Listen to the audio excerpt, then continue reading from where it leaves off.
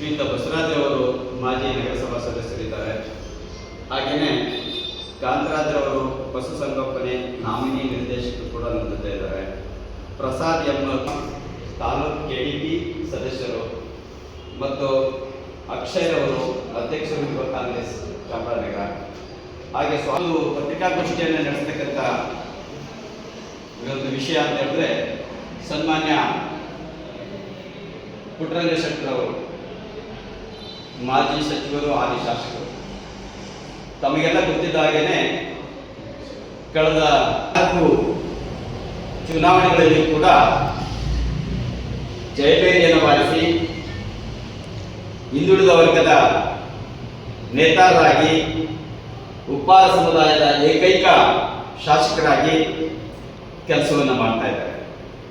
ಬಹುಶಃ ಅವರು ಯಾವ ರೀತಿ ಕೆಲಸ ಮಾಡ್ತಾ ಇದ್ದಾರೆ ಅನ್ನುವಂಥದ್ದು 24/7 ರೀತಿಯಲ್ಲಿ ಕೆಲಸ ಮಾಡ್ತಾ ಇದ್ದಾರೆ. ಬೆಳಿಗ್ಗೆ 7 ಗಂಟೆಗೆ ಚಾಮರಾಜನಗರದ ಪ್ರವಾಸಿ ಮಂದಿರಕ್ಕೆ ಬಂದರೆ ಮತ್ತೆ ಇಡೀ ಕ್ಷೇತ್ರದ ಎಲ್ಲ ಕೆಲಸ ಕಾರ್ಯಗಳನ್ನು ಮುಗಿಸಿ ಆ ನಂತರ ಅವರು ಮನೆಗೆ ತೆರಳತಕ್ಕಂಥದ್ದು. ಸೊ ಇಂಥ ಒಬ್ಬ ಪ್ರಾಮಾಣಿಕ ನಿಷ್ಠಾವಂತ ಶಾಸಕರಿಗೆ ಚಾಮರಾಜನಗರ ಜಿಲ್ಲೆಯ ಅಭಿವೃದ್ಧಿಯ ದೃಷ್ಟಿಯಿಂದ ಸಚಿವ ಸ್ಥಾನ ಸಿಗಬೇಕು ಅಂತೇಳಿ ನಾವೆಲ್ಲರೂ ಕೂಡ ಪತ್ರಿಕಾ ಮಾಧ್ಯಮದ ಮೂಲಕ ನಮ್ಮ ಪಕ್ಷದ ಹೈಕಮಾಂಡ್ಗೆ ಒತ್ತಾಯವನ್ನು ಮಾಡ್ತಾ ಇದ್ದೇವೆ. ಜಯ ಅಂತಕ್ಕಂಥ ಕೂಡ ನಾವು ಹೇಳ್ಬೋದು.